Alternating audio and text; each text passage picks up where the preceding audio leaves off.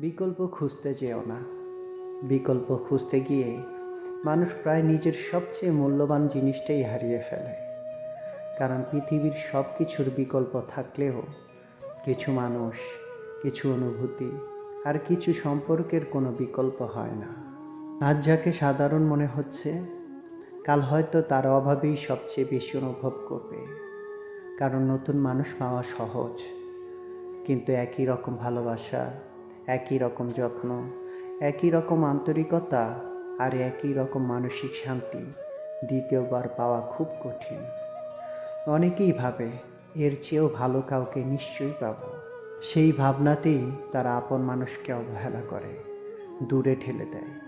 কিন্তু সময় একদিন বুঝিয়ে দেয়, সব নতুন মানুষ ভালো হয় না, আর সব ভালো মানুষও দ্বিতীয়বার জীবনে আসে না।